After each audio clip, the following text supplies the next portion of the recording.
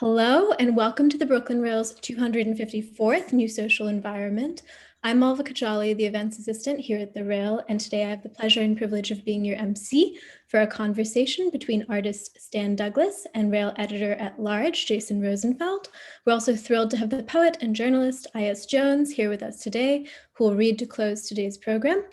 To begin, I ask you to join us in acknowledging the Wappinger, Canarsie, Munsee, and Lenni Lenape people of the Delaware Nation and the Shinnecock Indian Nation, the traditional owners of Lenapehoking, the unceded land and waters on which we stand. We also would like to take a moment to recognize white settler colonialism as part of the continual legacies of white supremacy in this country, which has many nuanced and not so nuanced expressions, and we'd like to honor the memory of those who have lost their lives, and to those who are working to undo the legacy of violence and injustice in this country. And we acknowledge that justice will come from the streets, from the nation demanding accountability until Black Lives Matter in the eyes of the state. Please feel free to check the chat for a living document of resources and actions. And now to introduce today's speakers. Today we have Jason Rosenfeld. He's a distinguished chair and professor of art history at Marymount Manhattan College. He was co-curator of the exhibitions John Everett Millais at Tate Britain and the Van Gogh Museum, Pre-Raphaelites, Victorian Avant-Garde, also at Tate Britain and the National Gallery of Art in DC, and River Crossings, which showed at Hudson and in the Catskills in New York. He's a senior writer and editor-at-large here for the Brooklyn Rail, and today he's joined by Stan Douglas, who has created films and photographs and more recently theater productions and other multidisciplinary projects since the late 80s up until the current day, which investigate the parameters of their medium, his ongoing inquiry into technology's role in image making and how these mediations infiltrate and shape collective memory has resulted in works that are at once specific in their historical and cultural references and broadly accessible, as we will see today. He's joining us, I believe, from Vancouver, and was one of the first artists to be represented by David Zwirner here in the States. Stan, Jason, take it away. Thank you so much, Malvika. It's great to be here again, and it's great to be here with Stan Douglas. Welcome, Stan. Thank you. A lot of people have helped to make this happen, and I just want to give some acknowledgements. In the beginning. At David Zwirner, we thank Julia Lukacher, Michael Wooten, Susan Chernick, Agnese Kutuli, and of course, Angela Chun, old friend of mine, is now in London, has worked with Stan for a long time. At the Public Art Fund, Nicholas Baum, who did a great talk with Stan a month and a half or so ago. At Stan's studio, Linda Chinfin, and at the Rail, Malvika, Nick Bennett, and of course, Fong Bui, who helped to make all of this happen. And we look forward to hearing from I.S. Jones, our poet, today. So welcome, everyone. I'm coming to you from the West Village. Stan is in Vancouver. We are across a divide. We can't move from country to country. Stan's been up there for all of the quarantine, I believe. But I wanted to start off just a little bit because we're going to be talking at length about Stan's project at Moynihan Hall, Pennsylvania Station. Stan, if you might talk a little bit to us about your relationship with New York City. New York City. Well, I guess as you mentioned, I actually goes way back when. I think one of my first trips to New York was in the late 70s, and I remember going to CBGB's. I was with a friend, and he was kind of afraid to go to that part of the city, but I had to go to see legendary CBGB's where Nico was playing. Then later I saw the Plasmatics there as well. I was kind of shocked to be bumped by a punk with a mohawk, and he bumped me and said, "Excuse me." And that kind of just sort of changed my mind about what to expect from those social relationships. So I've been going since then, since around 1979, I guess, you know, a couple times a year. And yeah, that's about it. I do recall going and spending some time in Soho, like living there for a while after the Dia Art Foundation show, because they have an apartment by the Earth Room. So that was a great time to spend you know, a month or so in New York City. You will find the Earth Room unchanged, happily, since then. Although they are planning on a renovation, I think, and they're going to close for a while to secure the underneath and whatever. So did you ever live here for an extended period? It was just that time around the... Just that one time. That was the longest I was there. Yeah, and you've been showing in New York at Zwirner. I mean, I remember shows down on Green Street long ago. Yeah, that was I was his second show. First was Franz West, and I was the second one. So Mhm. yeah, way back when. Back Yeah. when somebody answered the phone and says David Zwirner, it would be David Zwirner. It would actually be him, right? It was a much smaller operation. I think I met you there at a Jason Rhodes opening, one of his wonderfully manic exhibitions down there, really memorable. And now, of course, things are very different in Chelsea. So today we're going to be talking about lots of things, but starting with the project at Moynihan Train Hall, which has just opened at Pennsylvania Station. And just here a view of Pennsylvania Station as it was when it was first built before. This is 7th Avenue, sorry, before even the hotels were built here across the street. So a long time ago, magnificent structure, which we're going to talk about at length, built and in 1910 or so, and then destroyed wantonly in the 1960s. As you see here, in the later stage of its destruction as part of urban and public renewal, which led to, I believe, exactly one Knicks championship and one Rangers championship, and that's it in all those years at Madison Square Garden as part of the Penn Center that was established there. That's still there today. So here you see the 8th Avenue side of the station being demolished, element which factors into some of the photographs, and tantalizingly across the street, the Farley Post Office, built by the same architectural firm, McKim, Mead and White, another magnificent structure, one which sort of spoke across 8th Avenue to Pennsylvania Station, and which is now the subject of things going on today. I have a long relationship myself with Penn Station because I grew up around Trenton, New Jersey, in Pennsylvania. So I took New Jersey Transit back and forth all the time when I first moved to the city, which was in 1990, to go see my family and my friends. And it was never very elegant. We'll talk about that a little bit. I do remember now and again, there would be articles in local papers about the remnants of Pennsylvania Station and what happened to them, and things found in junkyards, wonderful Beaux-Arts statuary that was part of this magnificent neo-Roman or neoclassical building, and also the story of the eagles, which you see here on the left, one of the eagles which were ringed the exterior of the facade. They've located 22 of them. The internet is good for a lot of things. 22 of these eagles have been located all over the place. There are a couple still sort of annoyingly outside the current Penn Plaza. There are a few at the Merchant Marine Academy on Long Island. There's one on the top of the new building at Cooper Union. It's bizarre. They're all over the place.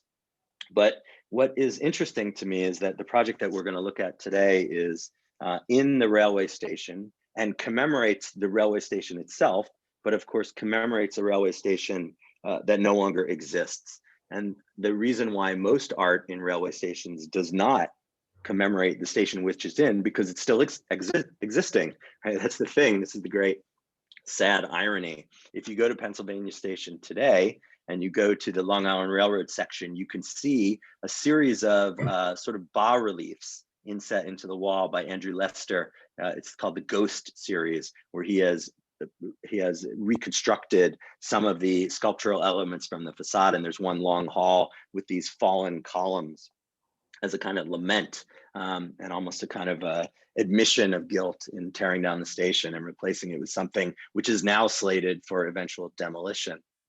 But when you go to Pennsylvania Station today, this is really all you see in the place where you get onto our national railway to get on the Northeast Corridor, or go up to Montreal, or to go on the Maple Leaf to Toronto, or to take the Chicago train, which still runs, or all the way down to Florida if you wanted to take a train to Florida. You see this like a photograph on a column on a pier with a view of the 7th Avenue side of the station, and then the rest of it hovering in the background with its low ceilings and its bad lighting and its terrible signage. And here's Vincent Scully's line about it. Vincent Scully, the architectural professor at Yale University, died in 2017. Through Pennsylvania Station, one entered the city like a god. Perhaps it was really too much. One scuttles in now like a rat in the new station, which is dedicated to Amtrak. But these services are now moving across the street to what is now called Moynihan Train Hall in Pennsylvania Station. So what still remains the central post office, where people will line up on April 15th, a month from now, to file their taxes and get the stamp on it. But the postal duties are mostly moved out of the building and downtown, ironically, to Chelsea near the galleries, where many of the galleries are. But they're fixing up this block of this building on 8th Avenue and all the way through to 9th Avenue. It is backed, of course, by Hudson Yards here, just to give a little preamble. And this very beautiful, I think the most beautiful skyscraper right now that's been built in the city. One Manhattan Plaza, which is designed by Skidmore, Owings and Merrill, who also have done the interior of Moynihan Train Hall. It's a very, very beautiful building. If you're around that area, check it out. It's kind of homage to the Seagram building on Park Avenue. You enter in, not up the grand staircase, but you enter in on the sides here now to the trains, and you go into Moynihan Train Hall. Here is a view. These are all from the SOM, Skidmore, Owings and Merrill websites. SOM is, of course, one of the preeminent architectural firms in New York. They've been building glass skyscrapers since the Lever House in the late 1940s on Park Avenue. And here you see the intervention that they have made in what was formerly just an open atrium. These four sort of undulating ferrovitreous glass and steel shells here. There's another one here on the back end, which leads into the side entrances to the train hall. And it's right under this section that we will see Stan's works, sort of on the 8th Avenue side in the waiting hall. And I wanted to talk to you initially just about, your ideas for this project and how it comes about, and that idea of commemorating something which is no longer there. The thing which it most reminds me of, the famous Euston Arch at Euston Rail Station in London, in the northern part of London, what was then the extremity of North London, when it was built in 1838. And this was a cause célèbre in 1962 when it was torn down. It actually gave rise to the Victorian Society in England. I know it doesn't look very Victorian, but it's from the Victorian era by 1 year. And it's a work by Philip Hardwick, which he designed in a neo-Doric style, and was sort of the gateway to both the station and to the city simultaneously. And it was torn down, and it's always been a source of lament, largely because of what replaced it here in London. I don't know if you spent a lot of time in this area, Stan, but nothing really replaced it. One of these is actually a nightclub, or used to be pre-COVID, this little hut here. But the arch is gone, and there is a movement now to replace it, to restore it, which is a different kind of historicism, I guess. But when you go there, you can see, in lieu of something artistic to commemorate the loss, they have bits of it, which are here sort of gathering weeds on the front lawn of the present Euston Station with some signage. And then, even more tantalizingly, in the Victoria Line underground at Euston, there is just a schematic tile design of the missing arch, the arch that is gone, in a sense. And I know the project that you've done earlier, which deals with this idea of sort of transitional spaces, maybe, or lost spaces, is from Detroit Photos from 1997. These images of the Michigan Central Station, part of that series that you did in 1997, 1998. So maybe talk a little bit about that idea of loss, and how maybe the train has played a role in your life, in a sense, or rail stations, if at all. A bunch of questions in there. I guess I'll just pick one and start answering. Yeah. I guess my main idea about commemorating the station in the station is to see how aspects of the past are still present in the present. The certain behavior that people had when they were at the old Penn Station is still there to a degree, even though many, many things have changed in the interim. So really, it's focusing on behavior and acts of in one's everyday life that I'm restaging in the 50 years of the Penn Station's existence. In terms of Detroit, basically, how I was spent there, I was in Windsor doing a talk, went across the water, realized that this extraordinary city was kind of erasing itself in a way to make it sort of available to capital revitalization, I suppose. But just watching that process was pretty fascinating. And at one point, I spent about 2 months there photographing of living, and eventually made a film there called Le Détour. And why were you particularly drawn to the train station in Detroit? It was just this extraordinary looming building that was, I think there were raves in it that way back when, but just the idea of going into a place which is kind of dangerous, kind of thrilling, kind of almost haunted in a way, was quite a fascinating thing. Is there a train culture in I've never been to Vancouver, sadly, yet, but is there a train culture there? Is it something that you were aware of growing up? Yeah, I mean, there are train lines north and south, which I've never actually taken, but there's one train line that goes across the country. And that train line is kind of legendary in the sense that it connects the country economically and socially to a large degree. Like Canada is really kind of a confederation of different sort of different regions. We're kind of united not by a national ideology, but by maybe a social contract. And the train allows that sort of communication to go back and forth. Really, train travel was like a sort of an essential form of communication when it was one of the primary means of getting communicating ideas and for people to travel and sort of encounter each other across the country. But yeah, this rail line, this sort of bead of metal, was the thing that really connected the nation. And I did take the train a few times back east. Went to Expo 67 at 6 years old, and that was kind of an extraordinary thing. My first contact with Quebecois people, and realizing that this very different culture was in the same country of which was a part. Yes, it's interesting because in this country, the long distance train service is very expensive and not used much, because we were so beholden to the automobile and the highways that were built in the post-war era, which both devastated the coastal lines of cities, the riverscapes of cities, and put highways around every city. And now we're trying to reclaim that in places like New York and elsewhere. But I remember meeting friends in grad school who were studying in New York from Europe, and they were saying, yeah, we're going to take the train out west. Like, what? You could take a train out west? First, it would take forever. And it was just not in the mindset of Americans. And that's how you see the country, which of course explains to a degree why Amtrak is such a shambolic thing and why it's so difficult to get something like a high-speed rail line between San Francisco and Los Angeles. It makes perfect sense to get it done. There's so much opposition to it. It's amazing to me. But I've always loved trains, and I spent so much time in England. And of course, Britain can't exist without trains. It just wouldn't function in so many places in Europe. It's interesting to see another perspective. And then, we've let these things deteriorate, these grand palaces. I was thinking about, go ahead. So, we're talking about the project that you did for Pennsylvania Station, as we'll show people in a minute, but maybe you want to talk a little bit about how you came to the process of making these photographs for Moynihan. Okay, yeah, I mean, this in a way is a still from Helen Lawrence, which was a play did in 2015 or maybe 2014. This, I think, is, yeah, anyway. In a way, the same process, which was a process of having live actors in a virtual scene, is what I do on a very different scale for the Moynihan Train Hall. In this case, we have actors on basically a very big blue screen set. You see downstage, there are these people with cameras. Those are actors.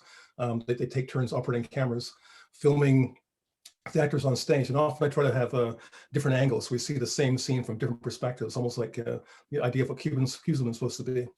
But the same process is happening there, where this isn't really a very elaborate background set, but we have the staged actors in this big hockey arena, and they get comped into these virtual sets, which are based on photographs and plans of the station. This Helen Lawrence is really about this theme of urban renewal. You mentioned urban renewal a second ago, and it happened in different ways all across North America, in which they had a couple of things happening. One was the suburbanization of the middle class, connected to the city by new highways, and then the raising of ethnic slums at the center of the city, and often warehousing them in sort of pseudo-modernist buildings. This happened in virtually every major city in North America, and happened in a very particular way in Vancouver. In this case, there was this one neighborhood, sort of mythically a Black neighborhood, but really was mixed of Black, Italian, Chinese. In fact, there were also Russians, Ukrainians, and Jews there. kind of a place, and I met a guy who actually had a paper out there in the 50s, and he told me that they used to call the local school the League of Nations because there's so many diverse people there. And if you weren't Anglo, you weren't welcome in other parts of the city. And that was his area called around Strathcona, and this particular area called Hogan's Alley is where I set Helen Lawrence. But yeah, it's just, and there's an image of Hogan's Alley where that Buddy White, actually no, we called him Buddy Black in the play, but is based on a real character named Buddy White, a black man with white hair who kind of ran gambling and various kinds of vice in the neighborhood, who had a beer garden in the center of this area. And yeah, I thought I would repurpose the virtual sets we made for the play and make a photograph, but it was much more complicated to make something of that scale and that resolution. But in a way, this same process of building a reality plays very much into what we see in the Monaghan Train Hall murals. So you're building a reality here, and what's the scale of this photograph? How big do you print these? It's 5 by 10 feet. And yeah, the thing I was kind of learning when working with CG artists is that they often will take shortcuts, but I was very insistent that they build things the way that buildings are built. Like the floor lines had to make sense, the floor plates had to make sense. We had to construct dimensional lumber that we'd use to build the things. Everything had to sort of have a connection to reality. And they were built on normal scale, a real scale, the sets. And then no, they're built in computer using. Oh, in the computer. I see what you mean. I see what you mean. Okay, we always talk about the materials, but it's all computerized. We have to make everything. We make a 2x4, have to make rocks, have to create dirt. So basically with this technique, you make a 3-dimensional drawing of the object called a mesh, and you wrap that mesh in what's called a texture, which could be a photograph or a graphic that you get from somewhere. And then these get combined, get put into an array, which is then has various kinds of effects applied to it, both for lighting, shadow, something called ambient occlusion, color, and then those are comped together to make the final image. And what is the printed material? What medium are you using here specifically? This is a light jet, which is basically a photographic paper exposed with a laser. So it has the same qualities of that, but the scale can be extraordinary. And also recently they've had not that recently, but a while ago they began doing the same process for sort of traditional black and white paper. So there's one series where I have actually selenium toned silver prints done with the same process, which is quite extraordinary. Wow. Here's some more images from Nocturnes. That's Lazy Bay, which is in North Vancouver. On the left, you can just barely see the refinery that's there, which was the bane of the existence of Malcolm Lowry, who lived in the cabin with the lights on there as he was finishing writing. Yeah, exactly. Writing Under the Volcano. It was in this period, there was a sort of a big homeless problem, but the intertidal zone between high tide and low tide was open for anybody. So people were living in often floats or boats or these or shacks on stilts in that intertidal zone. And about 6,000 homes like that around Vancouver in the period. Huh. And just one more thing I want to ask you about this, because I read about a augmented reality app that you developed that's related to this project. To Helen Lawrence, actually. In a way, they're all kind of interconnected. I made this project with the National Film Board of Canada, and we reconstructed an entire city block, Hogan's Alley, 2 floors of the old Hotel Vancouver, where homeless servicemen were being housed. So in a way, they represent the 2 sort of displaced communities, the middle class and the ethnic poor. But you can actually go into this app either by using the sort of accelerometers, et cetera, and gyroscopes inside the phone or iPad to move through the space, or you can use your fingers as well. Originally, that was conceived as an augmented reality app. We spent a lot of time and money on that, just so you could actually go to Hogan's Alley or where it used to be and look through the device as if you're looking through a window to the past. But getting the accuracy of GPS was just too challenging at that point. You can probably do it now easier. You could probably actually do it very easily with beacons, but we didn't have those resources at that point. So is that circa 1948 app still live? Still can do? Yeah, I believe so. I think it still works. Check it out. It's a great idea. I mean, imagine walking around, Wall Street, downtown New York, with a circa 1750 app. It'd be amazing. Great application. So here's the Pembury Estate project. Yeah, so this is actually sort of a hybrid documentary photograph. kind of the inverse somehow of the what we're doing in Penn Station or Monahan Train Hall. I had this idea of taking film aerial footage from news gatherers, and I licensed about 2 hours of footage from Sky News of the disturbances in 2011 in the UK. As you may recall, there was this one murder of Mark Duggan in Tottenham, which sort of created a traditional race riot, but eventually this became something else, where there were disturbances around, multi-ethnic disturbances around the UK and in many cities, in a way sort of protesting the way they were being policed and the relationship to the police and the austerity measures being employed by the state. In a way, an extension of what would happen with the protests after tuition was quite radically raised in the UK. Anyway, I thought at first that we could do photogrammetry of the scene by taking the video footage and then making a 3D model of that. But the footage was there were too many holes, things weren't covered. So in the end, I went there in a helicopter, having understood where most of the action was, in a helicopter to shoot the plate shot, which is the background basically. And then we went through the process of first taking out all of the contemporary detail and then comping in, like for example, in this case, you see an image of what's there now, which is sort of this sort of gastropub and this glass and stone condo. But before it was a sort of a more older pub and a very sort of decrepit garage called the car hospital, I believe. Anyway, so we de-gentrified the neighborhood. And it was kind of surprising how much gentrification there actually was. And then went through the process of first taking away the cars. And I think the next slide, maybe, you'll see there's the clean streets. Next slide is de-gentrified. And next slide. Let me go back for a second. So everybody, if you look, this is the section that Stan was just showing us the detail of with the gastropub and the house. And if you look at it, when he's taken it back in time and de-gentrified it, so it's back to the auto shop and the old crappy Victorian pub. And then the next image. At the figures, so these are actual figures from the video footage. So more or less the people you see in the scene were in that location in the video footage. And there was just enough resolution from that footage to work in an image of the scale. So anyway, it's almost like things are happening simultaneously. It's not as linear, but you do get a sense of the psychogeography of those events and the cops' attempt to clear the streets to sort of take control again. But really, I didn't see any of the looting or violence people talk about relative to the 2011 UK riots. Really, people were just enjoying the sort of carnival of having control of the street, about doing something that they were being sort of prevented from doing for so long. And this is the final image, the finished image. Yeah, in the end we have to add shadows to make sort of stick the figures to the ground, and then smoke. This is the final aspect. And how big did you print this one? It's kind of my standard size, which is 5 by 10 feet. Yeah, 5 by 10 feet.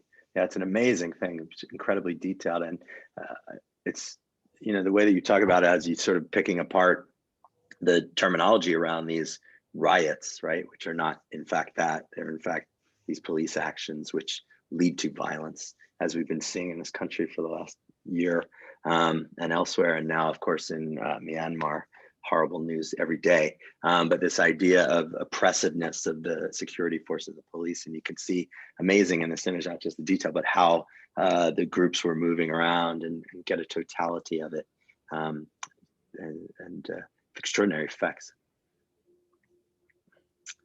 So Penn Station as a place, and for this project, were you contacted by the Empire State Commission and the Public Art Fund? Yeah, the Public Art Fund contacted me, and I usually don't do commissions because it's a lot of work for preparation, and if you don't get it, then it's quite disappointing. But in this case, it's an odd thing happened where I looked at the historical images of Penn Station and I recognized it as if I'd been there. And I recognized it because I knew it from this film, Killer's Kiss by Stanley Kubrick.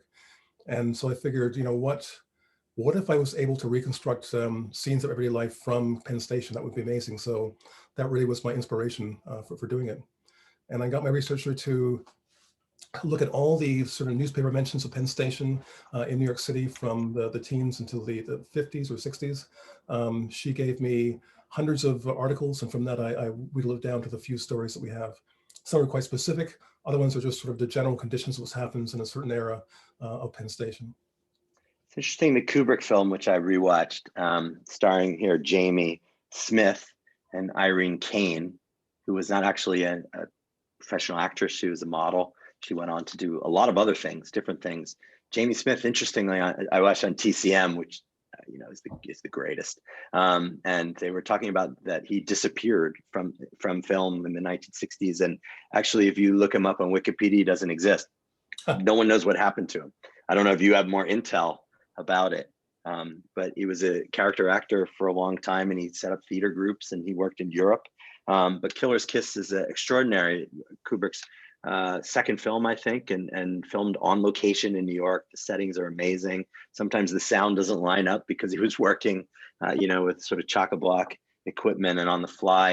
And the final scene is the image in Penn Station. In fact, the final scene is the title, they finally kiss here. And I was struck by, this is the last frame just about before the end titles.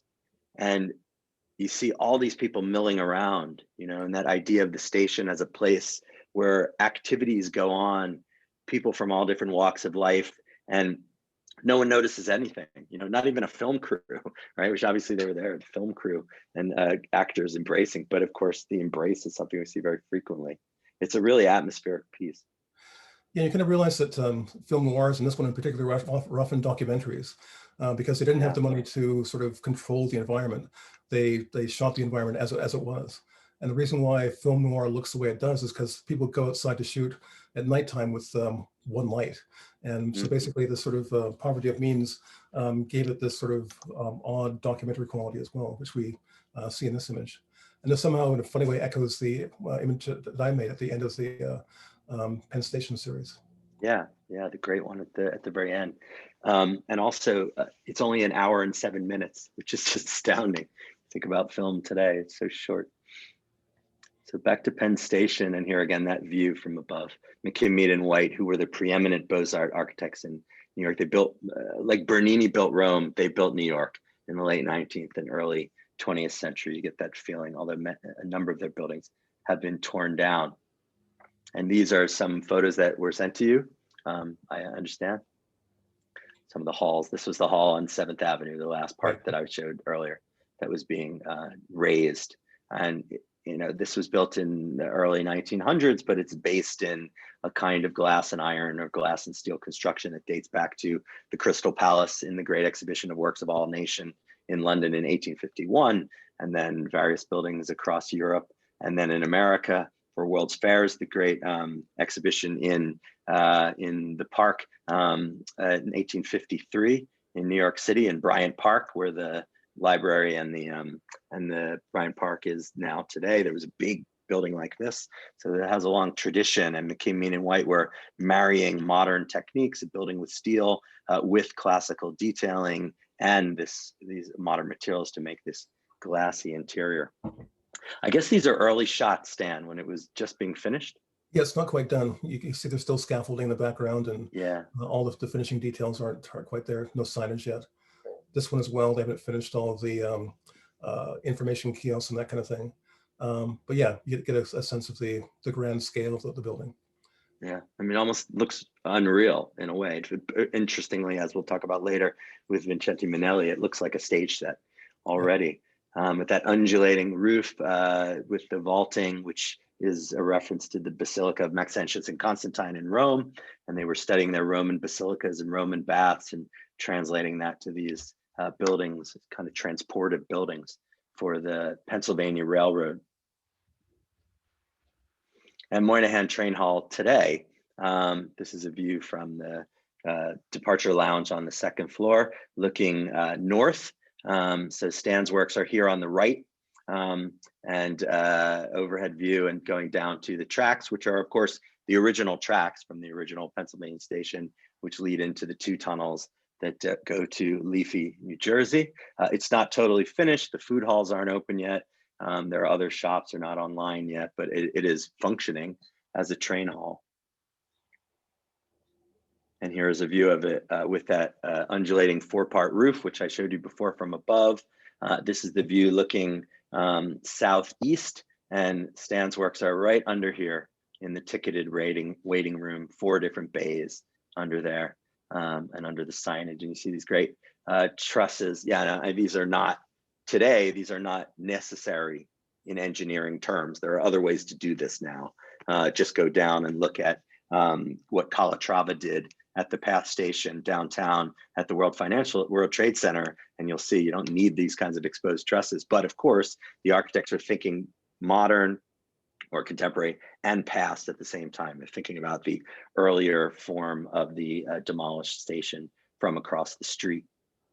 And there's a nighttime view of it. So you see again, there is the section that I was just showing you. Underneath that is where the photos are, which I promise we're getting to. And across the street is what replaced the original Penn Station, Madison Square Garden, the so-called world's most famous arena, where I used to take the train in when I was a kid to see the circus. And here is Penn Plaza, the big tower on the left, and this building here. And of course, this is under discussion now to be demolished and redeveloped. The one person in the way of it is James Dolan, the owner of the Knicks and the Rangers, who is a figure of great controversy in New York right now.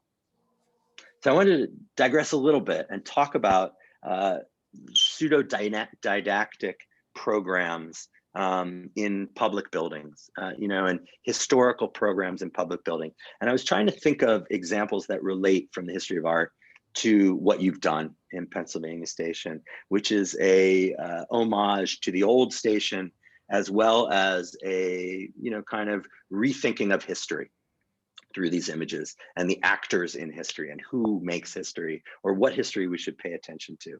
And I have a couple examples. One is my favorite building in Britain, because I wrote a paper on it when I was in grad school, the Manchester Town Hall by Alfred Waterhouse, great man.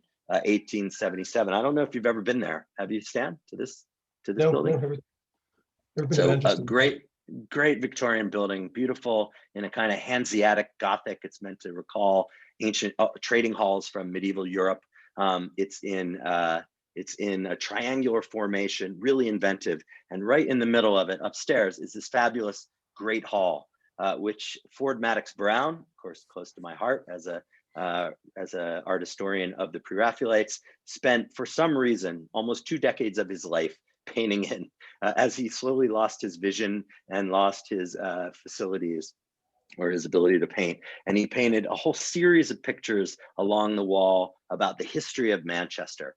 So it's a bit like, the Siena Palazzo Pubblico in Siena, with the paintings by the Lorenzetti about Siena, about what the government should be like in Siena, these sort of calls to moral behavior and awareness of history. So you have things like the Romans building a fort in the region of Manchester in AD 80 in Madox Brown's distinctive late Victorian swirling style, a wonderful design with these pre-Raphaelite faces and these Romans who have no idea why they're in Northern England in AD 80 when they could be hanging out in the Mediterranean, much nicer climate, and not bothering the natives. The native inhabitants, who they of course just put to work. And you see them, the natives, with their tattooing, etc.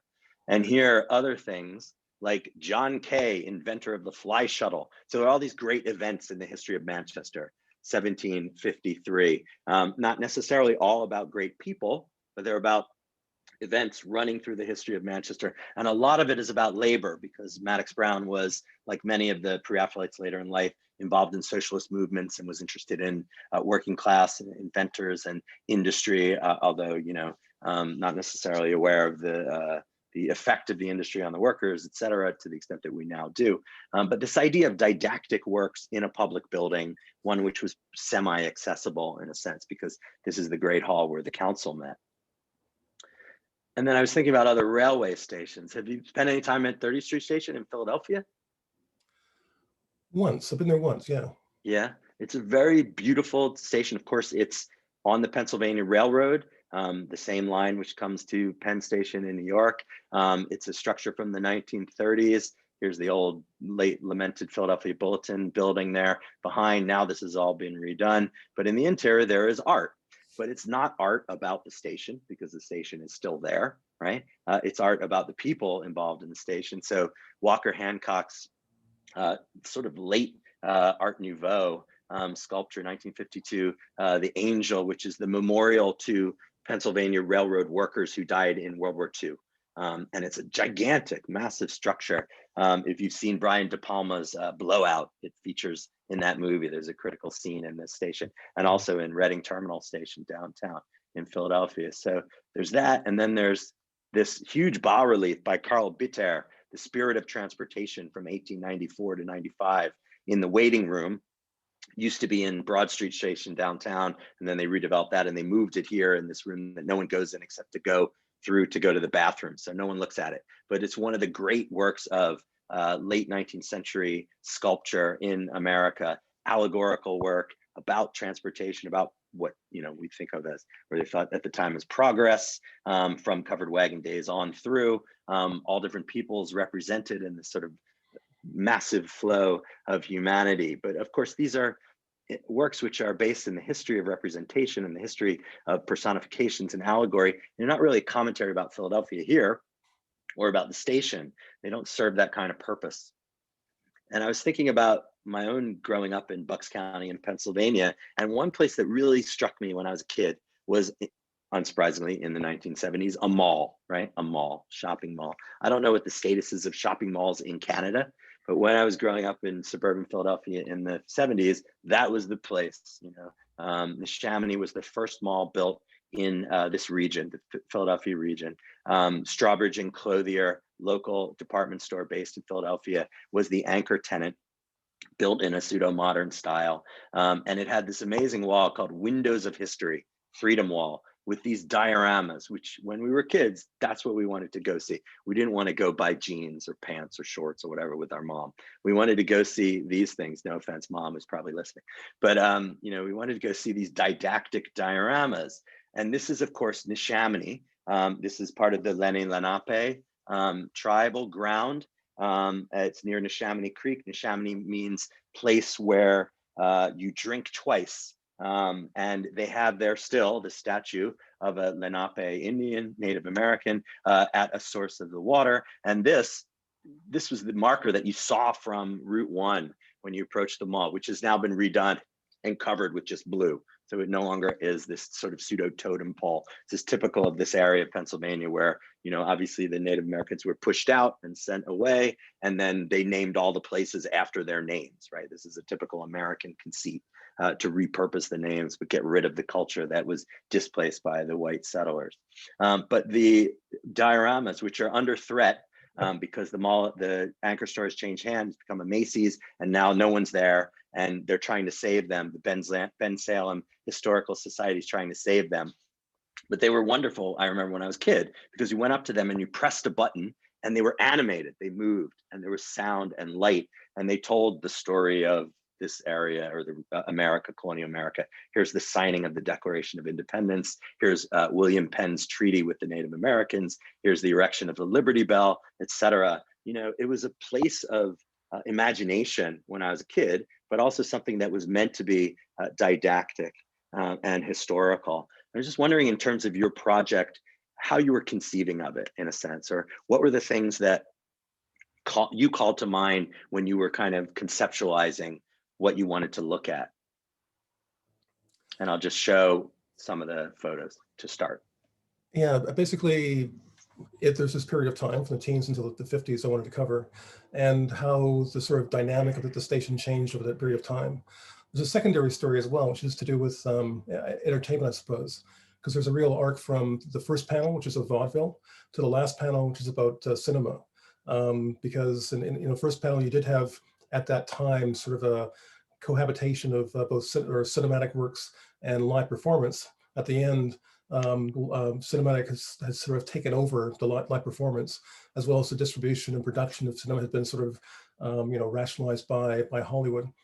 So we kind of see this arc over time where, in the beginning, presence was required. The actual person performing couldn't entertain you unless they were there and you were there, to the thing at the end where it becomes remote transmission from a centralized source to the audience. So this is kind of in a way, that the framing device of the whole piece, this arts from sort of materiality to virtuality.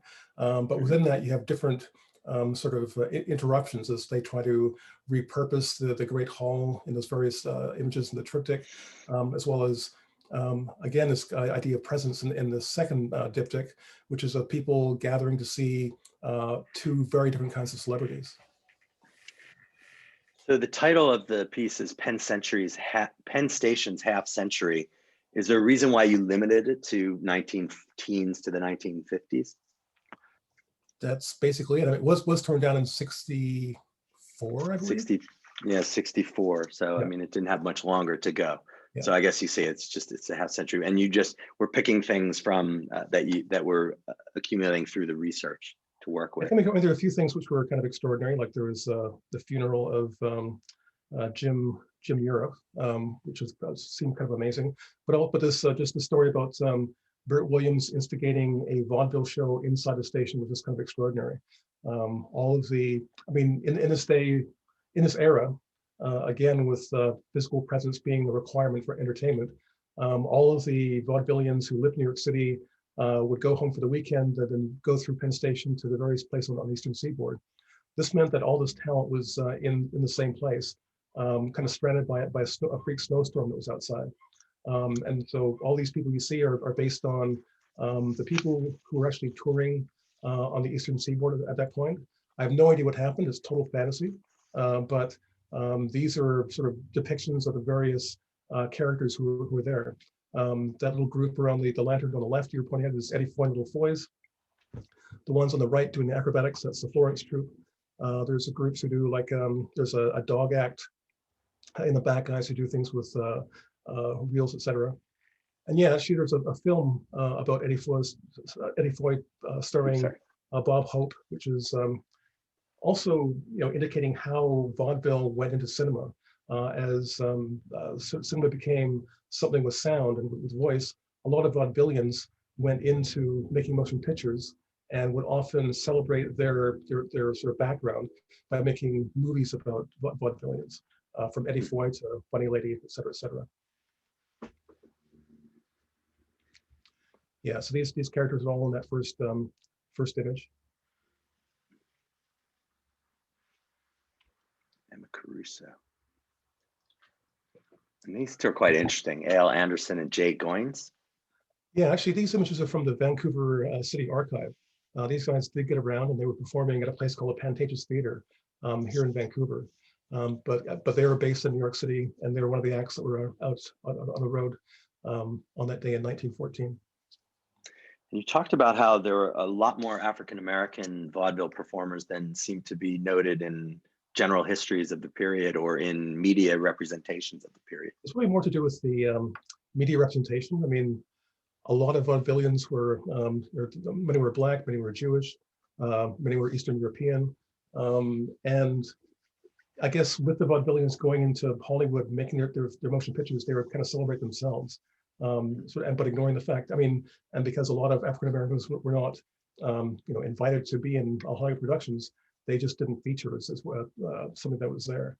But I was kind of surprised by doing research and realizing how many African American acts were on the road in those days.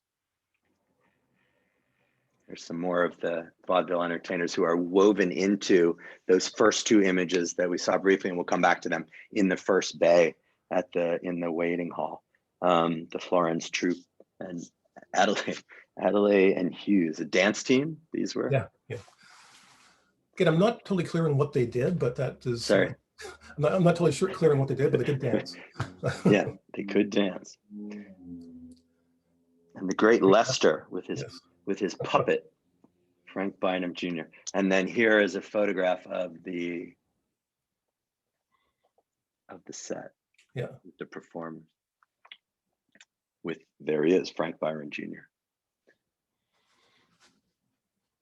These look like, the youngers look like a conceptual art group, performance group from the 70s.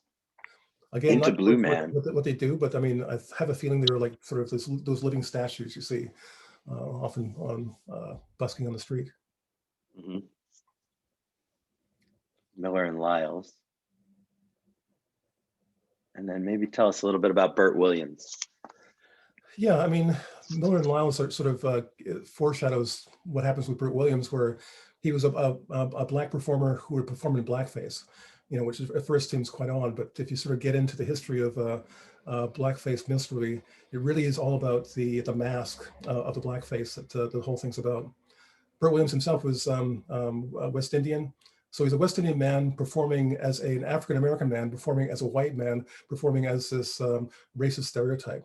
So these different layers of a dress are taking place in his act. He was one of the most sort of well-known, celebrated performers of his era. He had a record that was sort of current on Columbia for 30 years. His signature song called Nobody. By the turn of the century, he was taking out any kind of racial comedy from his act. And he became sort of this sort of hard luck everyman, and that almost anybody could relate to somehow. And in his shows, he was like the first African-American to stage musicals on Broadway. But there are a couple of shows like In the Homie, and I forget the other name. But anyway, these big musicals and comedy shows where somehow he would wear blackface, so his cast didn't have to. And it was trying to depict the variety of Black experience, both from the Caribbean and from Africa as well. But in a way, the signature lesson from Burt Williams is that race, like gender, is not biological. It's a performance, and performance that has to be agreed upon by the performer and by the audience. And he was always playing with that throughout his career. But yeah, he was so well respected that he could realize, in this room, there's all this talent, let's do a show. And he did that. So they made a show for each other. What I made is total fantasy. I have no idea if those people were in the same room. Some were being reported as being there, so they're being depicted. Go back to, but I have no idea. I'll go back to it for a second. So I mean, so what you see is this is the left image with the performers acting in the winter when they're stranded at the station. And I'll show you the second image in a minute with Burt Williams, who's in charge of it all. He's not actually performing; he's sort of directing everything. Are Burt Williams's films still available? Can you see them? This one I found online. He had sort of this one pantomime where he was playing as a poker dealer in a poker game. He was the first African American to direct a motion picture, and I forget the name of it, but that's online. It's around. I think Library of Congress maybe has that hosted. Can you? Were there mixed audiences who were able to go to Broadway plays at that time? Yeah, I mean, you did have the balconies, like the African Americans would be in the balcony, and the European Americans would be on the ground floor in the orchestra. And this was also something he played on as well, because often the people on the orchestra wouldn't understand what people in the balcony were laughing at. So he was playing to two different audiences at the same time. So the events were staged here at the PNE Agrodome, built in 1963 in Vancouver. Which is this great low-hung round building used for all different kinds of events and hockey matches and performances. Led Zeppelin played there twice, I saw, in 19. Did you see Led Zeppelin there in 1979? I saw them at the Pacific Coliseum next door. Yeah. Right, bigger venue. Yeah. So maybe talk to us a little bit about the complicated procedure for making these extraordinary big photographs. Right. Yeah, so we had a lot of light. We're using strobes to make the images. So you see overhead, there's this big diffuse light source, and often we use two different modes. This the diffuse light look, and so for the nighttime images that was fine, and those interiors for the vaudeville. But also there was one point we used this sort of array of 4 bi-tube heads, which produced so much light that you'd feel it when the exposure went off. That could be sort of a hard light source, either moonlight or sunlight in certain images. In the back, you see a crane, and the camera is in that crane. And so basically for the vaudeville things, we have a few different levels. We have the ground level, we have the the mezzanine of the steps, and the top level. So that would go up and down based on what it's supposed to be depicting. And yeah, I could control it remotely with my software. These guys, for example, were on the mezzanine, and you would so they would be moved to a different position than the ones you just saw. And this is part of the whole array. And that apparatus in the back is what's used for that 3-man high gag of the Florence troupe that's happening later on. And the whole floor is taped out in a grid, right? So that you can organize everything. And it made me think of, Renaissance art and the idea of the development of 1-point perspective, vanishing points, Brunelleschi in Florence, and then works like this, Perugino's Christ Consigning the Keys to Peter, which is in the Sistine Chapel from the 1480s in Rome. And the way that, a couple things that what you're doing sort of reminds me of this more primitive way of constructing a picture, but using the grid, using the orthogonals that you see here, and it allowed Perugino to have the main figures in the foreground in a frieze, but then to stagger the figures going to the background and figure out their relative heights. I mean, in a way, he was using mathematics in the way that you are, much more complicatedly using angles and position and lighting to make these massive images. And he's also using simultaneous narrative. So Christ is imaged 3 times in this work, 3 parts of the story going on seemingly simultaneously, but in fact, they are sequential. So, you know, it made me think a lot about these sort of traditions of both storytelling, positioning, organization, and, you know, trying to communicate clearly to people what you're looking at. Yeah, also these 2-meter grids that we had in the Aquadome were also useful for physical distancing. Right. And they see them here. So here again is the left side of the left in the first image in the first bay, where you have the acrobats here, and you have other figures, the group, the kids here gather around to telling stories. It's winter light, so it's quite diffuse. Some details. These are the dogs in the back. Yeah.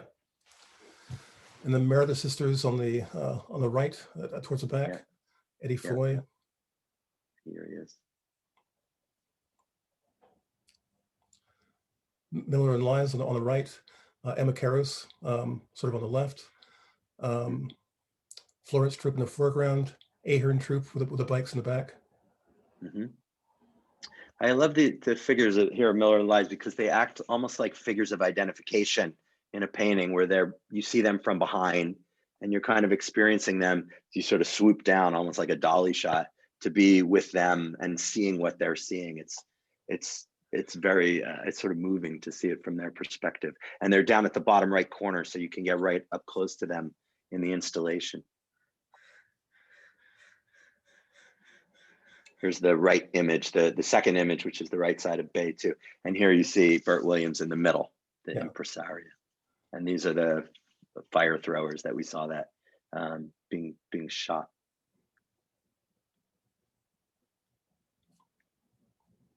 So all of this is constructed using computerization, the backgrounds, the settings, laying it in on. We organized we did sort of pre-visualization of the whole thing, like first very rough massing models to find out what the space looked like, get camera position, and then build that up to a certain point where we can light the scenes in the virtual space of the computer. And then once that's lit, we would use our technique in the actual stage to match that lighting effect. But here you see like the kind of the grid that we used to figure out where things were in space. Penn Station was so big that we had to sort of make 3 exposures inside this hockey arena to actually give us a sense of scale we needed. So the first one you saw was from sort of wedge A. This is wedge B, and there's a wedge C that's coming up, where we see basically the camera doesn't move, the grid doesn't move, but we have to sort of understand in the virtual space where things are relative to each other, which means that eye lines have to be in a certain way, lighting continuity has to change.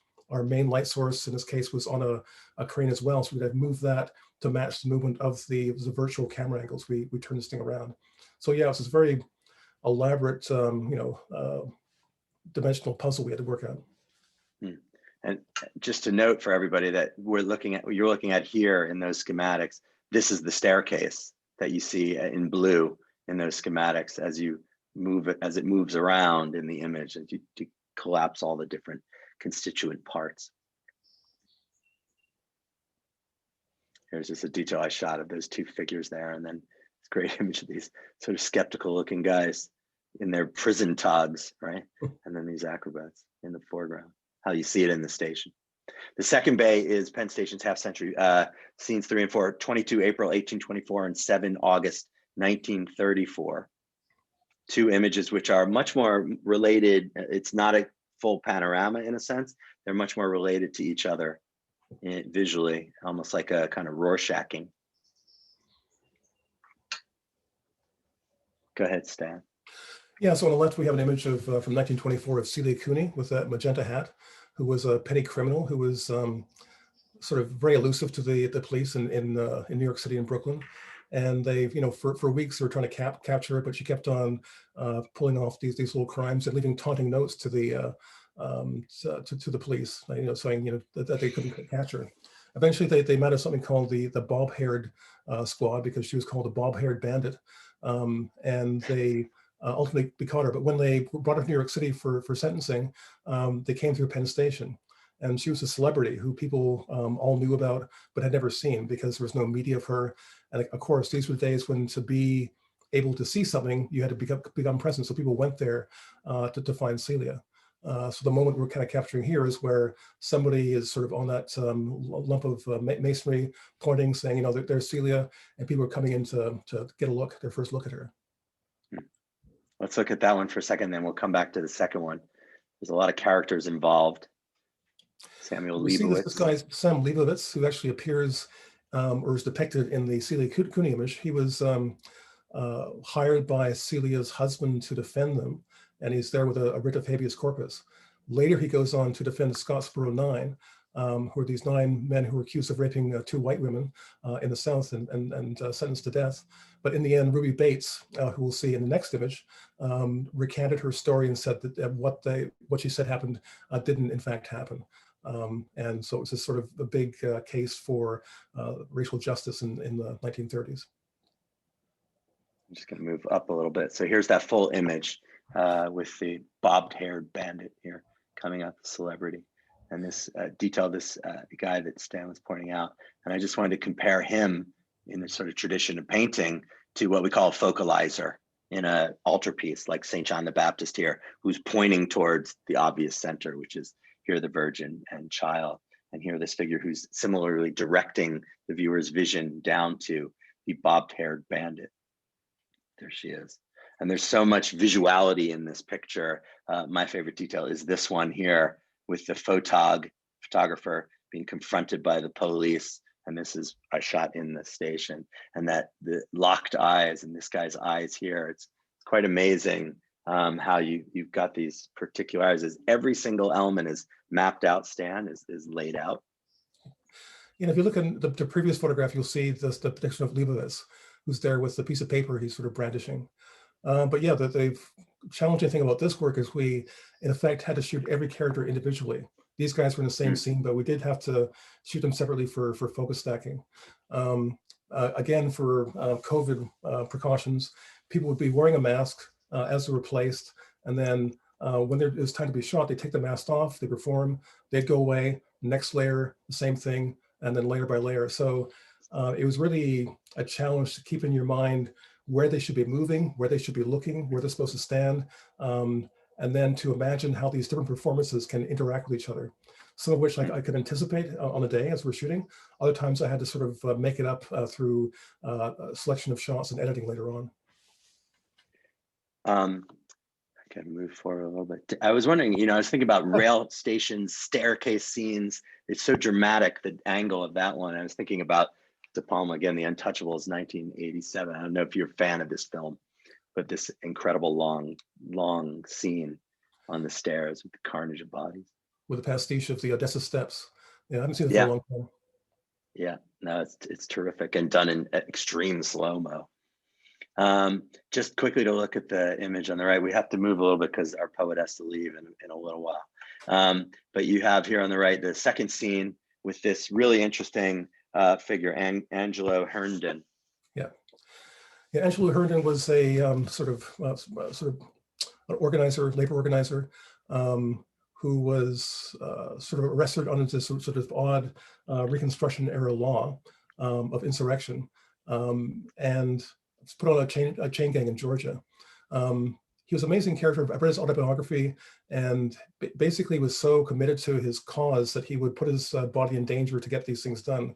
He'd go to a city in the South, try to organize unemployed men, and be threatened by the local authorities, saying we're gonna take you out to the country and lynch you if you don't get out of here right now. But he just kept on doing it until that arrest. But they figured that if they had a bail of, I think it was $10,000, there's no possible way he could actually raise that money. but through donations as small as 25 cents, they did arrange the money and were able to get him out on bail. This is the scene where he was in Penn Station, arriving, having just been released on bail before the final verdict of the Supreme Court declared the original ruling from the Georgia Supreme Court to be invalid, and he was set free. So on the left in green is Ruby Bates, and then the Robert Minor, who was one of the leaders of the Communist Party, is on his right. Behind him is Milton Herndon, who is Angelo's brother, who died during the Spanish Civil War in the Lincoln Brigade. And then Brodsky, a lawyer, is on the further right. And Anna Damon, between Angelo and Minor, was one of the key figures who raised the money for Angelo's release. And so we just see the various kinds of people pelting. He mentions being pelted with flowers when he arrived in Penn Station. And so I figured, the common symbol of the labor movement was the red carnation. So that's what we were using in this case. Here's Angelo Herndon, his "You Cannot Kill the Working Class" pamphlet, 1937. And here's, I guess, this is one of the source photographs that you're looking at. Exactly, yeah. Huge crowd that came to welcome him back to New York. And I tried to make one of those banners, those communist banners you see in the back, and we just couldn't figure out what they were. So we used this one on the right, where we see from behind, and then replicated that. Yeah, it's effective. It works. And here I just put together the two sides of each of these, which I think really comment on each other. The European American guy here pointing things out, and on the right, the black figure on the similar podium. There's a real symmetry to so many of these pictures, even though these are so sort of mashed together, Rorschach-like. They remind me of some of the things that you did in Doppelganger, your latest film. That idea of these sort of binocular vision, but separate vision. It's really striking, this bay. Yeah, they both have these crowds because they're celebrities, but they're celebrities for very different reasons. Right. And here's the sort of, again, the spatial puzzle we were working with to make this thing happen. First, placing the people in a composition, giving them a mark so we don't lose that position. And then one by one, they remove their masks and get photographed individually. Later on, I don't have the image of the staircase. Is that coming up as well? Yeah. So in that, if you want to go back again to the previous one, basically you see an arrow below my my right arm or left arm. There are a few of those arrows, and basically people who are standing in the crowd, if they were in a certain part of the crowd and the arrow is pointing at them, they should look at that arrow. This gives them the correct eye line to be looking through the floor to the people down below in the staircase. So in the next image, we see the staircase we built. I don't know why, but somebody built it only 1/3 the width it should have been, but so we had to do it in various more pieces. But again, for focus stacking, shooting people individually bit by bit to get the full image. So how many individual shots would you say go into a single one of these images? Just about. Pretty much, there are many shots as there are people in this. Wow. Yeah. Wow. Amazing. And here's the stage. Yeah. The stage setting. There's a staircase again with this spatial thing of moving up and down based on where we are. So for that first floor shot you saw, this crane had to go down the height of that staircase to make the spatial continuity correct. And then we have sort of these lights all around for sort of a sort of ambient light. The main sort of diffuse light, like an overcast day, is above, and then the flag at the back for the people in shadow below the staircase. Interesting. The third bay are these scenes all on the summer solstice, 20th of June, 1930, 1944, 1957. And it's about sort of translations or transitions in technology and transportation. The three that you see here, which make a beautiful triptych. The first one of this airplane in the Grand Hall off of 7th Avenue. Airplane that was dedicated by Amelia Earhart, advertising a transportation coast to coast combination of rail and plane travel that they were offering from the Penn Railroad and TAT, kind of a precursor to TWA. So in a way, the very technology that would sort of make train travel less attractive in the US is being advertised in the train hall. And next image, I guess. Yeah, there's Amelia Earhart. A couple photos. Here's the tri-motor City of New York airplane, and there's Amelia Earhart opening it. And here's just a couple details I put in, Stan, with the porters on the left and ticket buyers on the right. Yeah. The porters are this almost like the heart and soul of the station. The red caps are called red caps. Yeah, it took me a while Still, to figure that out. At first, I thought you had black porters and white porters, but realized later on, no, that was not the case. The porters were always black, and they never actually had any apparatuses, never any dollies or that kind of thing. It wasn't until we found some color images that I realized, oh, these are red caps, and yeah. that caused some challenges with casting before I understood what was going on here socially.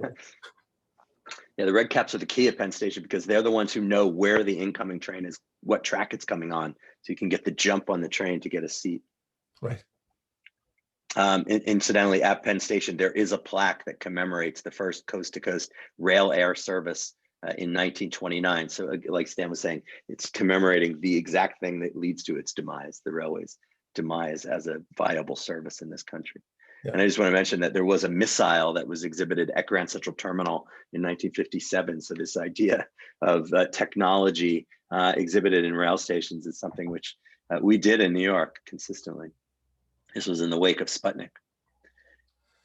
And there's the middle scene here. Sorry, go ahead. Yeah, basically it was this installation called "It Will Defend Itself," which I think is a abstraction of a quote from St. Augustine. "The truth is like a lion. You don't have to just defend it, release it, it will defend itself." And so it's commemorating the war effort and the people who work for Penn Station or Penn Railway who were working during war. So on the left, there's a porter, an engineer, a conductor, and then on the right, there was a soldier, a Marine, and a sailor. And then this glow-in-the-dark American flag that's in between the whole bunch. But again, because this thing sort of the porters who we see going to work in the morning, and another group of characters which are the switch tenders we see kind of below the engineer. In the first one, they're all men. In this case, they're all women. As we kind of know from, when men are going away to war, women were taking over these different roles, just like the ticket sellers were mostly men in the previous era and the coming era. In this case, they're mostly women. It's just the period image of these heads. And here's at Penn Station, the honor roll of the baggage men, the baggage people who served in the war and then gave their lives. One of the few historical plaques in the present station.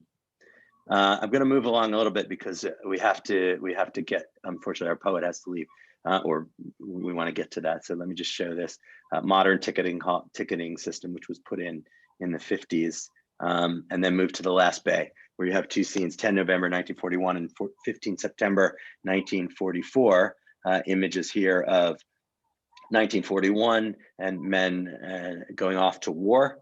And here on the right, a scene which we'll look at in a second, but this is a spectacular image, I think, and with such complicated lighting effects, and then all these individual vignettes of these scenes of leave taking. I'll just say quickly that this Penn Station was kind of a key spot for connection to the various forts around New York City. So very often it was the last place people would see their loved ones before they went off to war, which meant that they would sort of loom large in the imagination, which is why Millais staged his movie The Clock, starring Judy Garland, about a furloughed serviceman having an affair with a furloughed serviceman having an affair with a young woman, Judy Garland. This is why that made sense in this period.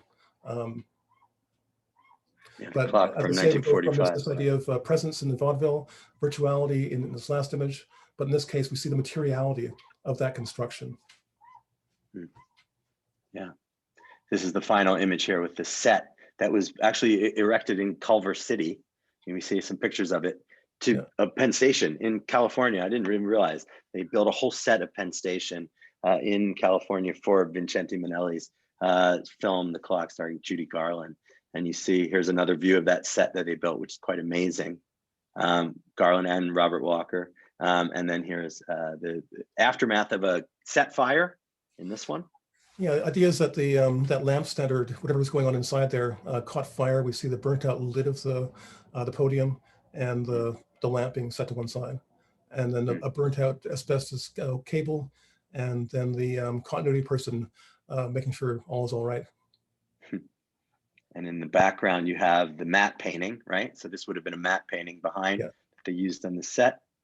And then here, this wonderful vignette that sort of ends out the series of this fallen over lamp, which is, I take, quite symbolic of the demise of the station to a degree, the demise of the past.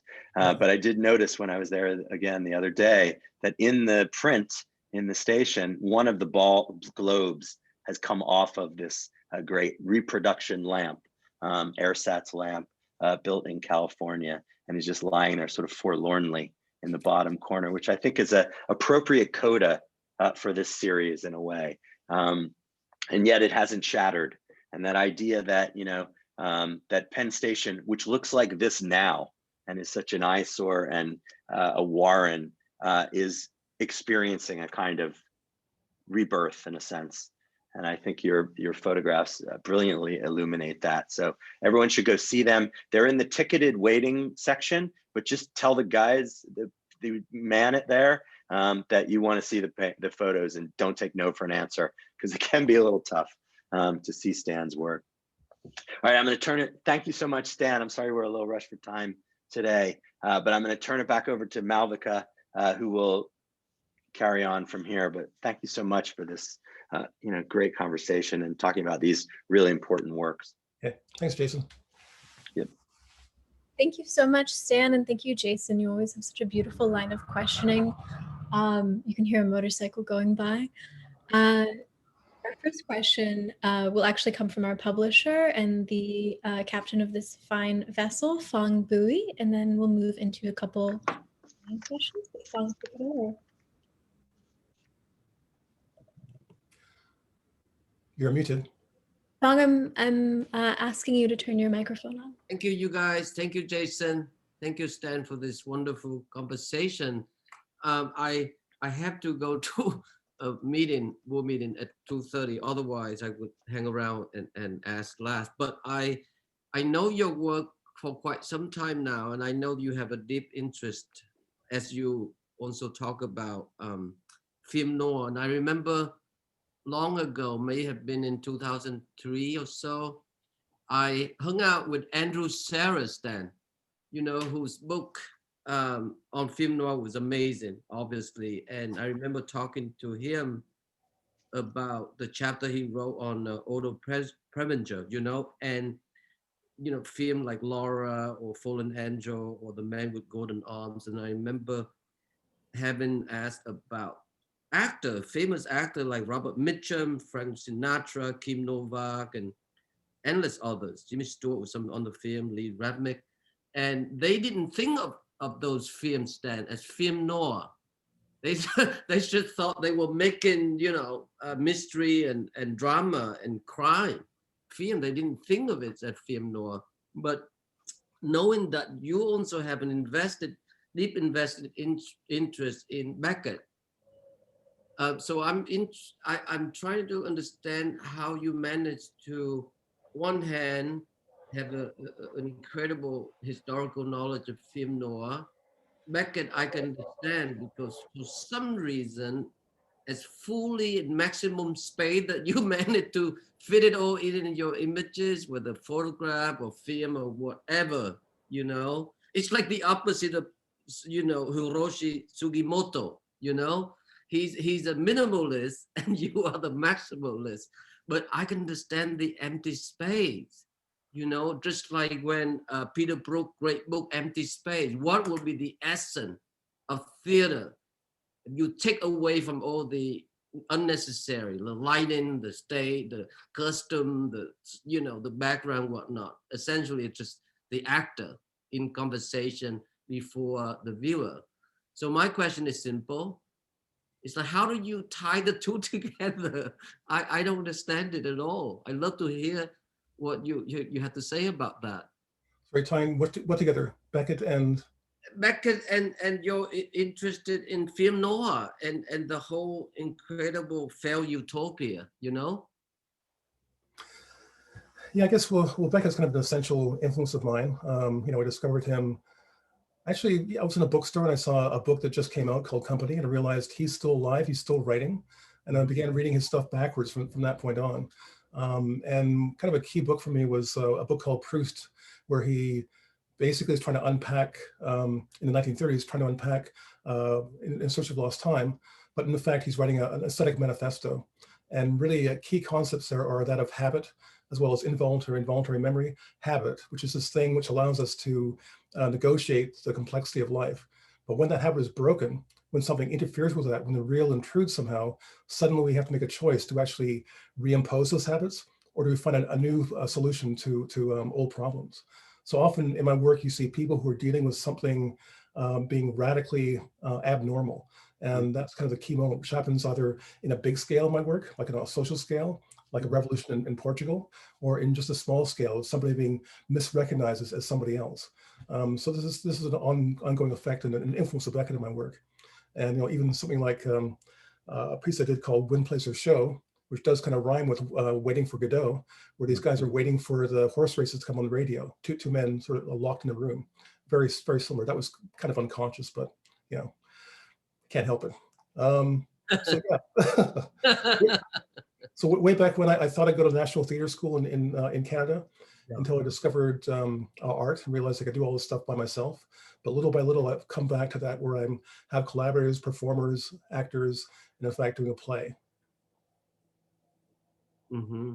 Okay. Okay, And how do you feel about the scale that you have been undertaking so successfully? It's kind of a monumental scale. Right. And so scale to you, Stan, is it a psychological condition as well as it's matter of proportion and size? I mean, these are things which people will be seeing over and over again if they have a regular commute from one place to another, from Penn Station to someplace else. They'll be seeing them again and again. So I wanted them to somehow have as much detail or enough detail to hold their attention over a long period of time, to be able to uncover new things in the images over time. I've recently heard somebody sort of describe my work as being that he uses in his films anyway, uses the apparatus of narrative cinema to make structuralist film. And I realized I never thought about it that way, but that's exactly what I do. So in effect, what I'm doing in these images is the exact same technology you would have for a special effects movie, like a Marvel movie, but using it for a very different end. Oh, that makes sense. Well, that's terrific. Well, I have other questions, but I'm going to leave so other can ask. Thank you, Stan. Thank you, Jason. Thank you, Marika. Say hello to everybody.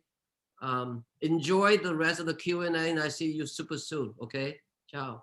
So, Thanks, Paul. Have a beautiful call. Our next question will come from Ladija Ristic.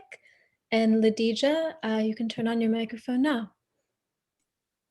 It's actually Lydia. So my question is regarding kind of this current moment, because you talk about the physical presence, and you talk about virtuality as well, and you deal with these obviously public spaces, but also spaces of exchange and sort of intersection. And I'm curious how you feel this current moment either speaks to your work or you are influenced by, because, technology has now kind of become this new public space, ever more so now, but also, in the 21st century. So that's my question. Yeah, kind of an abiding interest of mine has been how to deal with the what happens to human perception of the world and of time when most of what we know about that is through technology. In very, very different ways in various works, I've kind of dealt with that issue.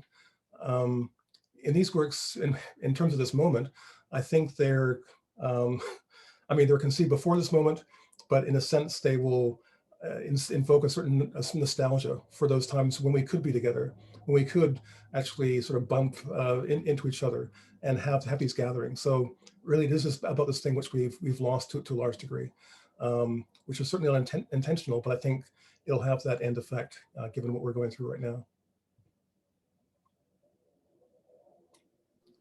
Thank you for that question, Lydia. And thank you, Stan, for your beautiful answer. Our next question will come from Ideen A. And Ideen, you should be able to turn on your microphone now. Hi, thank you so much for the wonderful event. I had a question regarding your interest in what seems like not only preserving history and archival documentation, but re-injecting it and reinterpreting it into our contemporary environments. like at Moynihan Station.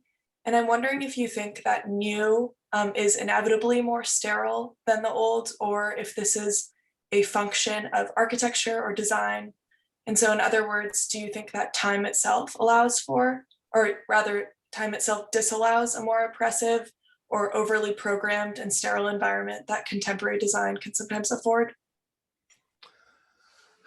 Yeah, it's hard to say. I mean, the old one was kind of an open space. In a way, the old Penn Station was a stage where people would like go through. They would meet people, and I guess like boat travel in old ships, train travel to a degree was a place where you could actually perform as somebody else. You'd meet strangers you didn't know. You could actually pretend you were somebody you were not. This could happen in a place like Penn Station. I mean, I don't know for sure, but I have a feeling that the current Moynihan Train Hall will use technology of surveillance, security, to prevent random events from taking place, the kind of events that would be happening in the old Penn Station. But just kind of the open, unscripted space was kind of an extraordinary thing in the old space. I don't think that anything is necessarily more sterile by virtue of being new, but I do think there's a condition of like who controls the space. That question is something to consider as we consider the new Moynihan Train Hall, which I'm sure is concerned with security and surveillance to a large degree. I wanted to ask you too, Stan, about the idea that these works are in the place where you have to have a ticket, and how did you think about that in conceiving of them? Because there is an exclusivity there, even though you can talk your way in essentially, but the guards need to know that people want to see the art and they want to go see it up close. I didn't consider that at all. I mean, yeah, wasn't my thinking. I just my excitement of making these 20-foot diptychs and triptychs was my motivation primarily. The idea to realize these things. This is why we make art, is to realize something that doesn't yet exist. But yeah, this is a little problem. Thank you for that. And our next question will come from Ty, who I believe has a fire on her street, and yet she is safe. Hi, yeah, sorry, I'm fine. I was off the call for just a moment while investigating that, but we're so glad you're okay. Thank you, Stan, and thank you, Jason, for this conversation. It's been really lovely. Stan, my question is, I'm thinking about the scale at which you create these works and all of the people and the moving pieces involved. And in thinking about that, sort of feeling like there are two works happening. So like one being that performance where the actors are present, and then the other being the photograph, which is presented. And I'm thinking about what it is like for you to be in that environment that is that performance and see your work created around you. I can't think of anything that's more fun. It's like, I think Orson Welles said, motion pictures are the best train set a boy ever had. And after months and months of preparation, research to get things together, to have 4 days in that stadium to make these images, it's risky, which is exciting, but it's also incredibly fun.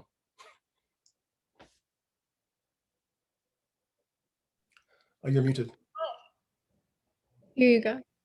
Thank you. I was just going to say that that's a lovely answer, and I'm glad that that gets to happen and that joy gets to happen for you. Yeah, thank you.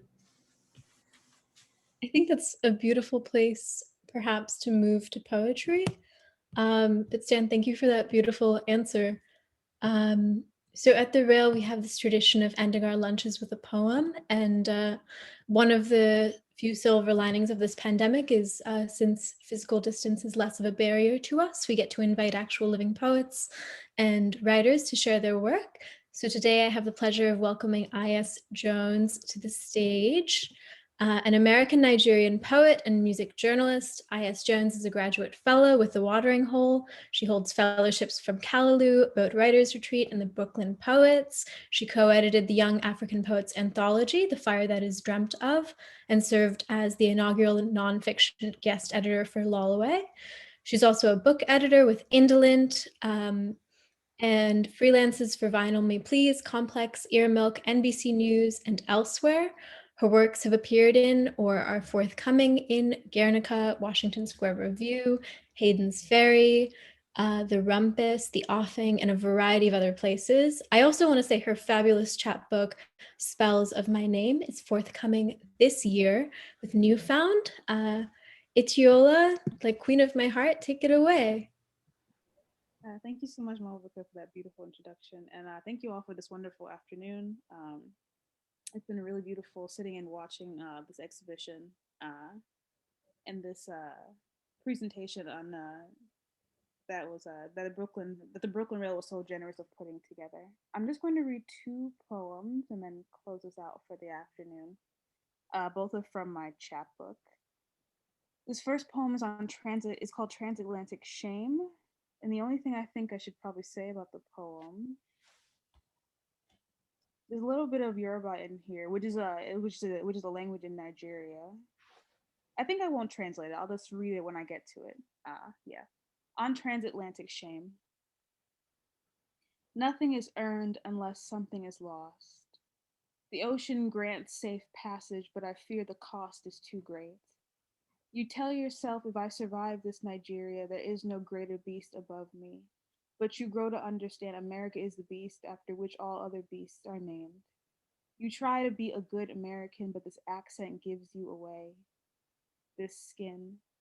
Americans are impatient and rename you stupid for asking questions. The calls back home become more and more infrequent. Emma Binu Jo Mami. I'll call more. I promise. The winters here are so cold, I can barely get out of bed. No, Mommy. Don't have enough money to send back home, but I will next month. My friend just gave me a social security card, so I have to be careful. I'll come through for you, I promise. Days slip through your teeth, then months. At the temp job, you spill an excess vat of chemicals between your thighs. A month after, your inner thighs bubble and split and pool into sores. Half the year goes by and you don't call Mommy. She calls you and you have nothing to show, and you have nothing good to share. Still no money to send back home, just enough food to last the week. Classwork piling up so fast you wonder if you can keep up. A year passes by, then 2. You hear that your cousin went back to the UK, but you don't phone because you're embarrassed you have nothing to show for all your suffering. Time unspools, and the year slips by faster. You graduate, but none of your family or loved ones come. You don't have enough money to bring them here. You decide this is the year you will find a wife. And within a year, you're engaged to a woman from your neighboring state in Nigeria. Her sister arranges for you to meet. She fits all the requirements. She cooks, doesn't ask too many questions, wants children as well. Your first child is a girl. You're secretly disappointed, but when you hold her for the first time, you weep. Not because she is healthy, but because you remember your mother and how you wanted this moment with her, and now you don't remember where she is or if she's even alive. This is your greatest moment of shame, that you failed her, that you let the ocean and America and stress and fear divide you from her. You weep over your daughter, and this is her first memory of rain. You have another daughter, and 4 years later, a son, and another. You decide 4 is enough, but your wife wants more kids. You fight over financials and bills. She curses you for being irresponsible with money. You drink too much and you hit her, and you remember your stepfather and walk out of the room. You come to the realization you have no idea who your wife is. You're not sure if that's all right or not. Your first daughter moves out when she's 19. You resent her for not calling. You resent her for not needing you anymore. She looks so much like your mother, it scares you.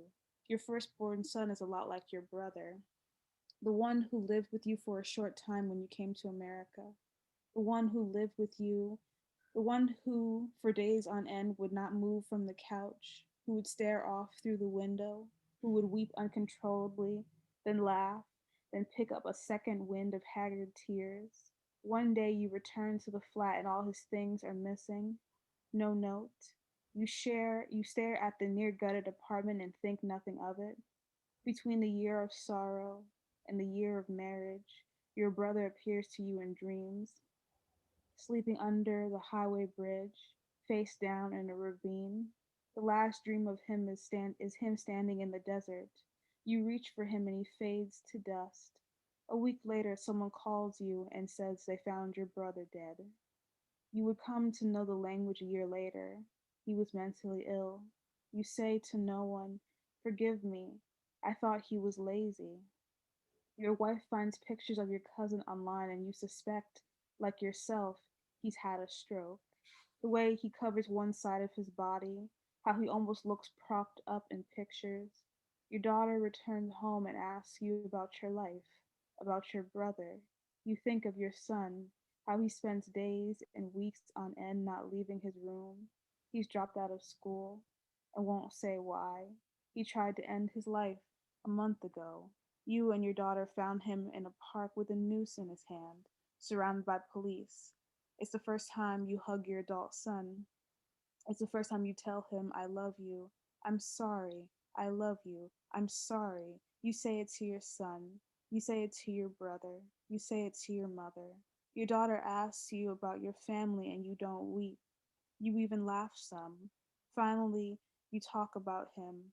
"My brother perished and returned to me as my son. They even looked the same. My God, what curse is this?" And then this last poem is for my grandmother. Esperanza. Looking back now, I must have misremembered Esperanza to mean wild horsewoman, the word deriving from the Latin sperare, meaning hope. Either way, I could see it. 1,000 grandmothers galloping into dusk. Night being the dark horses carrying off the evening on their hooves.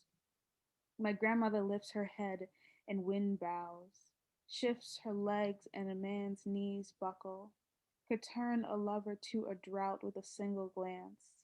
Now she returns to me as myth, on 4 legs scattering the wet earth behind her. My grandmother calling my name, Itiola, which was once hers. How she and my father's mother crowned me in this name, having never met. 2 equine women running as I have learned to run. The story goes her presence would remind men of their mortality, until my grandfather sought to subdue what others could not. I wish I thought to ask, "Give me a truth I need to survive." She would tell me, "Don't worship men. What a waste of devotion. It's been said women have nothing of their own, not even what we're named. Call it a moonless clarity." How she passes through me every time the dark unknuckles and the night loosens its blue-black skin for stars. Thank you.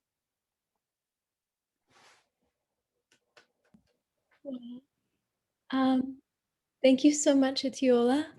I want to echo what my friend Nick and comrade at the Rail, Nick, just said, that he's loved that first poem and thinking of the history of a train station and all the people who sort of come and go across those shores for a century. So thank you so much, Itiola, for those beautiful verses. Thank you, Stan, for your beautiful work, and Jason for the art of the interview, as well as a big thanks to Julia and everyone at David Zwirner. And of course, thank you to all of you who tuned in today in the audience and in the chat. We're celebrating the Rail's 20th anniversary this year. So as a nonprofit, if you enjoyed today's program, please consider making a donation to keeping the Rail and our special projects free, relevant, and independent.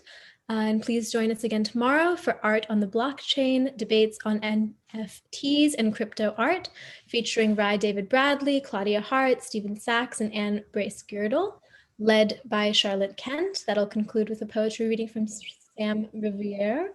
I've dropped the link in the chat. I'll drop it again before we close. But that will be, as always, at 1 p.m. Eastern, right here in the Zoom. Other than that, I'm going to invite you all to turn on your microphones if you'd like, and say goodbye on your exit. But this is so beautiful. Thank you, Dan, for coming. Thank you, Malvika. I just want to note that Stan will be representing Canada in the 59th Venice Biennale in 2022. So Wow. everyone should look forward to that. Thank you so much, Stan. This Fantastic. is wonderful. Thank you, Stan. Stan. Congratulations. Thank you so so much. much. Thank you. Bye. Thank you so much. Thank you. Thank you for coming. Thank you. Thank you, Stan. Really Thank you, enjoyed Jason. everyone. It's been wonderful. Thank you. Thank you, Good to job, everyone. Jason. Thank you, Thanks, Hannah. everybody. Thank you. Thank you, and Jadeka, for coming. Great to see you guys. I'm here with the kids. We all watched it as a family. It was amazing. Awesome. Great. So good to see you. So good to see you. Bye. Hello. Look how cute he is. Great. Thank Thank you you. so much. Thank you, Stan. Have a wonderful day.